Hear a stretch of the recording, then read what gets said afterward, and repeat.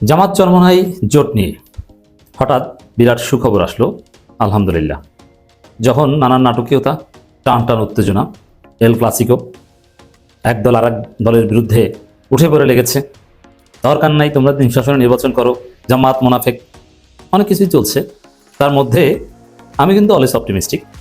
আমার কোন ফর্মুলায় কিভাবে জোট টিকবে এবং কেন জামাত চরমনাই জোট টিকিয়ে রাখতে বাধ্য হবে এবং উইদিন নেক্সট 7 days কেন জামাত চরমনাই সেটা ঘোষণা দিতে বাধ্য হবে, এই আলোচনা আপনারা শুনবেন। Just wait and see. তবে জোট ভাঙে নাই, এটা হচ্ছে সুখবর। জোট টিকিয়ে রাখতে সর্বোচ্চ চেষ্টা চলছে, টিকিয়ে রাখতে বাধ্য হবে, এই বার্তা আমাদের কাছে এসেছে। এবং জামাতের লোকজনের ক্ষেত্রে বলবো যে হ্যাঁ, in spite of having huge mistakes and limitations, shortcomings, পুরো পরিস্থিতি জামাতের নিয়ন্ত্রণে। জামাত ভুল করেছে, একটু চুল পরিমাণ ভুল করলেও আমরা ছাড় দিব না। কোনো নেতা সামান্য অযোগ্যতা দেখালে আমরা তার কঠিন সমালোচনা করব। জামাত নেতাদের সমালোচনা এখন তো করিই না, ক্ষমতায় আসুক সমালোচনা কত প্রকার কি কি আমরা দেখিয়ে দিব। কারণ ক্ষমতায় আসলে মানুষ অন্যায় বেশি করে, ভুল বেশি করে, কারণ তখন শরীরের মধ্যে একটা ভাব থাকে।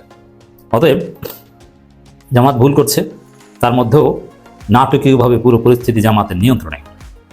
এটা জামাতের উপর একটা আল্লাহর রহমত বলতে পারেন, কারণ আল্লাহ জামাতকে হয়তো বা ক্ষমতা দিবেন, যে জন্য জামাত ভুল করলেও তাদের ভুলটাও রহমত হিসেবে রূপান্তরিত হয়। কিভাবে আমি এই সমীকরণ আপনাদেরকে হাতে কলমে দেখাবো। যেমন একটা কথা আছে, এটা হাদিস না কিন্তু এটা সত্য কথা, যে উম্মতের মধ্যে যে ইখতিলাফ, কিছু কিছু ইখতিলাফ রহমত ছিল। এখন জামাত ভুল করলেও কেমন যেন আল্লাহ সেটাকে একটা ইতিবাচক বিষয় পরিণত করেন। দেখেন দর্শক, প্রথমে একটু ধারণা দিই। আমিরে জামাত স্পষ্ট করে জরুরি বার্তা দিয়েছেন যে সবাই ধৈর্য ধরেন, চেষ্টা চলছে, একে অপরের বিরুদ্ধে বলবেন না, যার সার কথা ভালো কিছু হবে। সংবাদ সম্মেলন স্থগিত হয়েছে, ইট ডাজন্ট মিন দ্যাট জোট ভেঙে গেছে। সংবাদ সম্মেলন স্থগিত হওয়াটা বিএনপি সেলিব্রেট করছে, কিন্তু আমি বলছি যে সেলিব্রেট করে লাভ নেই, জোট থাকবে। আর এই যে সংবাদ সম্মেলন স্থগিত, চারদিকে জামাত চরমনাই নিয়ে কথা, এটা আরেকটা সাইন যে বিএনপি তো আলোচনার বাইরে, দৃশ্যপটের বাইরে। বাংলাদেশের রাজনীতি এখন জামাত চরমনাইময়, বিএনপি কোথায়? তো দর্শক, এই জায়গায় আমির জামাতের বক্তব্য সুস্পষ্ট ইঙ্গিত যে জোট টিকিয়ে রাখার সর্বোচ্চ চেষ্টা চলছে এবং জোট ভাঙে নাই, আপনারা সবাই ধৈর্য ধরেন। জোট ভেঙে গেলে তখন এটা নিয়ে আর কথা বলতে হবে। 300 আসনে বা যে কয় আসনে প্রার্থী আছে চেষ্টা করেন যে যার মতো করুক, কিন্তু ধৈর্য ধরেন এর অর্থ হচ্ছে যে জোট টিকিয়ে রাখার চেষ্টা চলছে, হতে পারে, নম্বর 1। দ্বিতীয় হচ্ছে এই উত্তেজনা, চরমনাই তাদের সর্বোচ্চ নীতি নির্ধারণী ফোরামের মিটিং করেছে, তার আগে ম্যারাথন বৈঠক করেছে তাদের মজলিসি শুরার। তো সেখানে তারা চূড়ান্ত সিদ্ধান্তে পৌঁছাতে পারেনি এবং বীর সাহেব চরমনের উপর তারা সিদ্ধান্তের ভার দিয়েছে যে তিনি যে কোনো সিদ্ধান্ত নিলে শুরা সেটা মেনে নেবে। আমিরের উপর এ ধরনের সিদ্ধান্ত শুরা দিতে পারে, এই বিধান। এটা বিএনপি আওয়ামী লীগ মার্কা দলের তো এগুলোই চলে। যেমন হাসিনা, তারেক রহমান কিছু বললে এর উপর তো কোনো কথাই নেই, ওইটাই তাদের গণতন্ত্র। তো দর্শক, এই জায়গায় চরমনাই সংবাদ সম্মেলন করেছে। চরমনের মধ্যে সবচেয়ে বিচক্ষণ নেতাদের মধ্যে অন্যতম, ভারসাম্যপূর্ণ নেতাদের মধ্যে অন্যতম জনাব গাজী আতাউর রহমান সাহেব, তিনি সংবাদ সম্মেলন করে বলেছেন ইসলামপন্থার এক বাক্স নীতি বা ওয়ান বক্স পলিসি বহাল রাখতে আলোচনা চলমান। এর মানে সংবাদ সম্মেলন হয়নি, ইট ডাজন্ট মিন দ্যাট জোট ভেঙে গেছে। জোট টিকিয়ে রাখতে আলোচনা চলমান, বহাল রাখতে আলোচনা চলমান। আর এটার ব্যাখ্যা হিসেবে আমি বলতে চাই যে শেষ মুহূর্তে জোট টিকে যাবে, শেষের দিকে চাই। কেন টিকে যাবে? এদিকে আসার আগে আপনাকে জামাতের নিয়ন্ত্রণটা, জামাত যে আসলে ড্রাইভিং সিটে আছে এখনো, আপনাদেরকে এটা একটু দেখাই।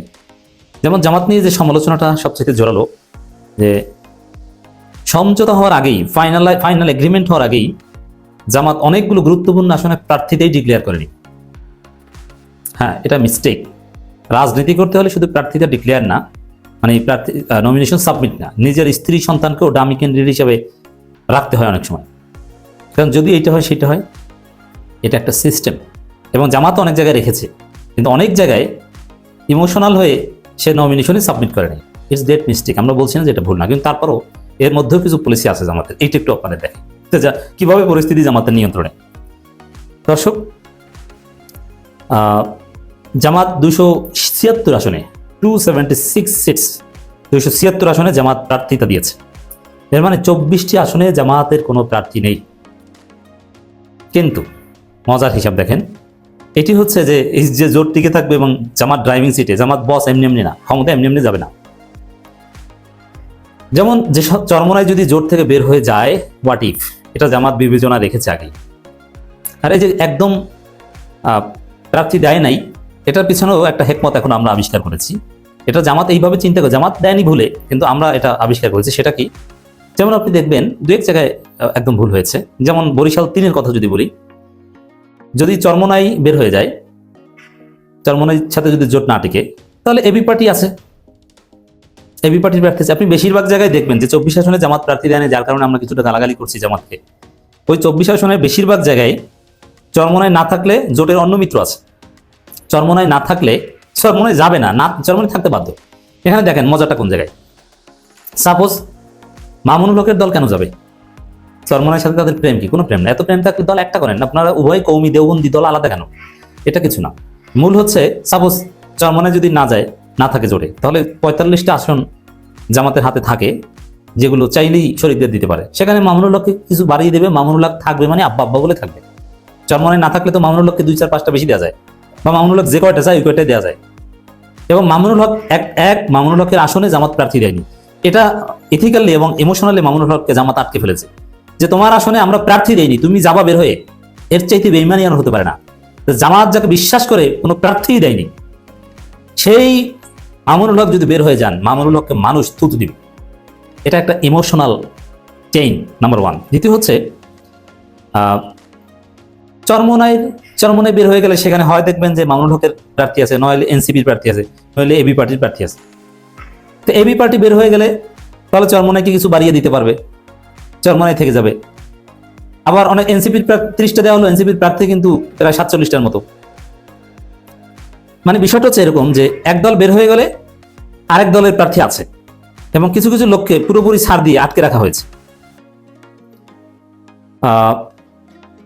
তবে এবং কয়েক জায়গা আছে, এটা একটা জামাতের সিদ্ধান্ত, কয়েক জায়গা আছে যে জামাতের স্বতন্ত্র প্রার্থী হয়েছে। যেমন মাদারীপুর 2 কামরুল ইসলাম সাইদ আনসারী, তাকে স্বতন্ত্র প্রার্থী করা হয়েছে। অতএব জোট না টিকলে যদি ছেড়ে দিতে হয় দিল, সবাই করে নিল, আর না টিকলেও জামাতের স্বতন্ত্র প্রার্থী আছে। এভাবে কিন্তু নানান মেকানিজম জামাতের কাছে আছে। চরমোনাই যাবেন, চরমোনাই চলে যাবেন, যান, অন্য শরিকদের বেশি দিয়ে তাদের রাখবো। অন্য শরিকটা চলে যেতে যাবেন, পারবেন না। অতএব পরিস্থিতি কিন্তু ওভারঅল খারাপ না, জোট টিকবে।